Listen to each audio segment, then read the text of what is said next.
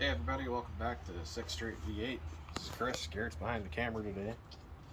Today we're going to be doing an oil change on my mom's 2017 Hyundai Elantra. It's the Eco, I think. They have a whole bunch of different trim packages, and they all have slightly different electronics on the inside. They all have the same engine, so biggest difference is if you change the oil on your car and it has the button to reset the oil life, that won't be in this video, but I'll show you how to do everything else. First, we're going to want to take the cap off like always. It's got that oil type and weight right there, 520. Today we're going to be using some STP synthetic. Filter we're going to be using is a S2000 or 2808 XL. And air filter we're going to be using is a SA12057.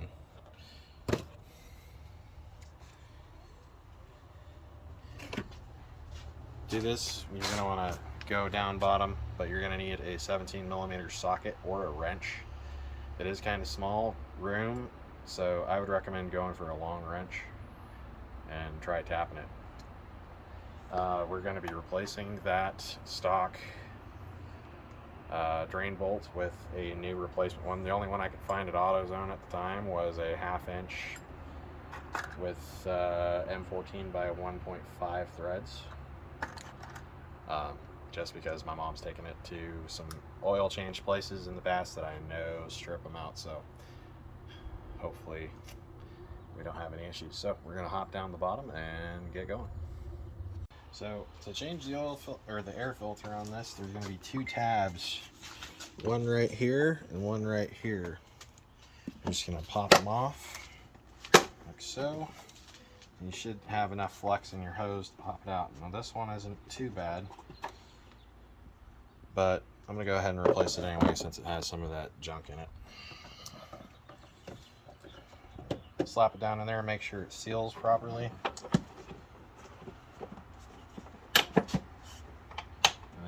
Replace those two tabs, and that's how you change the air filter. Alright, so now that we're underneath the car, we're going to be on the passenger side for the oil pan. Drain bolt's going to be in this side. Now a lot of guys will say you can take the plastic cover off. I don't have the time or the energy to do that every time I change the oil on this car. So it's actually easier if you just take your wrench, get it on the bolt at the right angle, and just get like a rubber mallet or something and then turn it loose or break it loose, and you can start turning it by hand here once you get it loose. Now this is where the drain bolt is, and then this circular hole right here is where you're going to be putting your oil filter.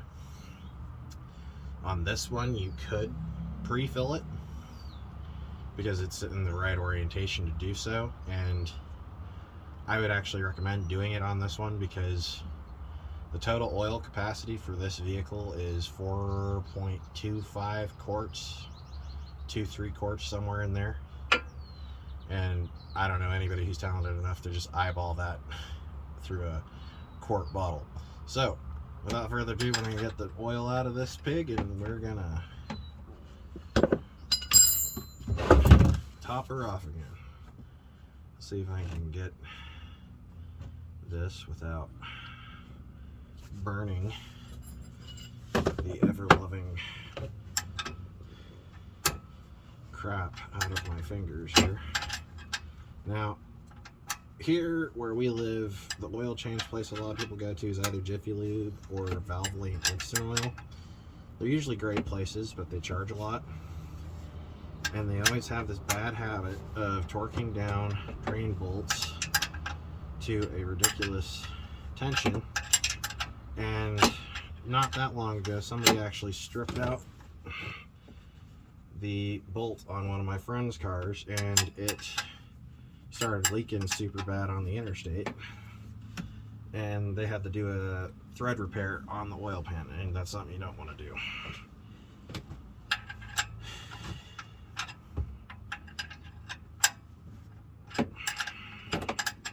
Probably go quicker if I had a wrench on this, but or a socket on this, but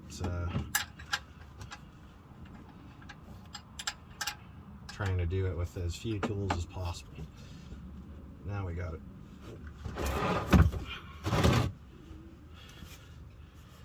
To a looseness level I'm happier with. Make sure we don't cover the driveway with a ton of oil. And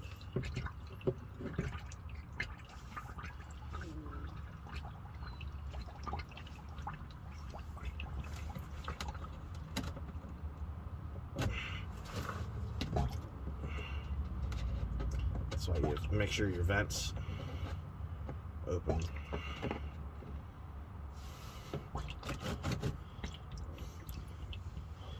Now, this isn't the first car that's spit back on me, but it probably won't be the last. But at least we only have a tiny bit of oil to pick up. Alright. Let that drip out for a couple seconds, and then we'll go and put our new filter on after we pre-fill it a little bit. And we'll head up top. So when you're pre-filling this, you're going to want to lube the outer seal here, and you'll fill it up to the bottom of the threads, and then this filter is going to absorb it. And I filled it up twice, and that should, in theory, be fine. If it's gonna have just slightly more oil in it, it's not gonna hurt anything, because you never get these things completely empty anyway. But anyway, we're gonna take it now that it's lubed and it's been pre-filled up to the threads here, and it is at a slight angle, so it's kind of a good thing that it is somewhat absorbent.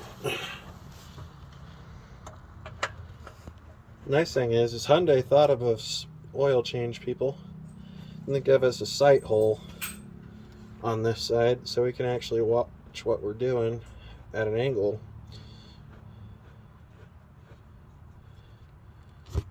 And you just want to go hand tight to where you feel it go snug and you feel like you can't go anymore. That's perfect. That should keep it just tight enough. You won't have any oil leaks.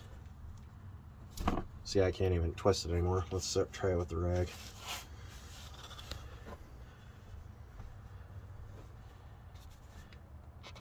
Yep, that's right where you want it. That way, when you go to take it off, it will maintain that seal until you go to take it off the next time. Now, we're going to hop up top and we're going to add our 4 quarts of 5W20.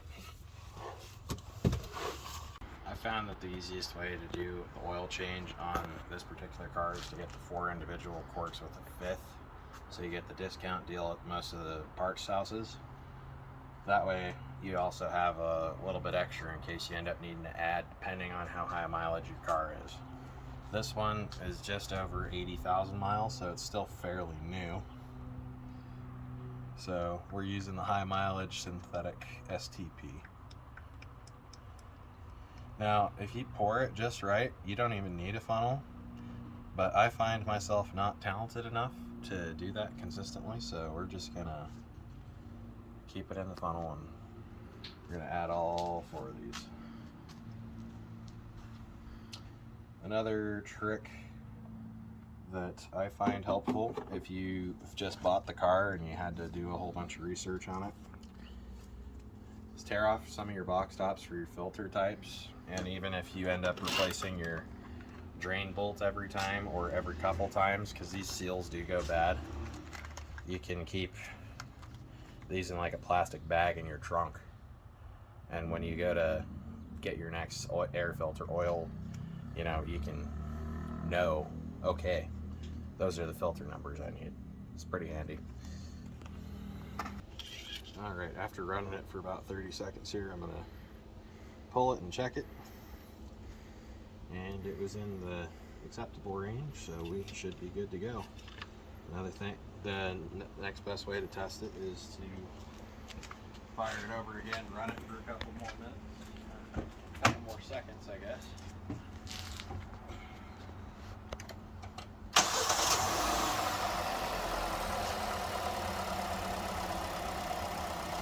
It's at 30. sign that it's not getting lubrication. Run it for about 30 seconds or so, give or take, you know, count Mississippi's, whatever you feel like.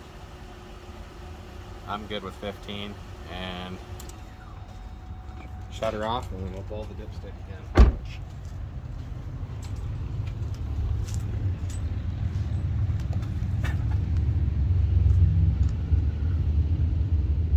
And we are at our full mark.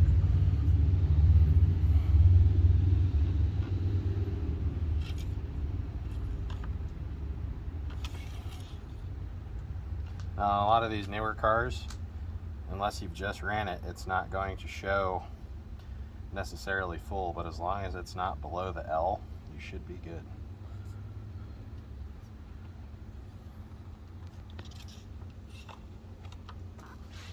Thanks for watching. Like, comment, subscribe.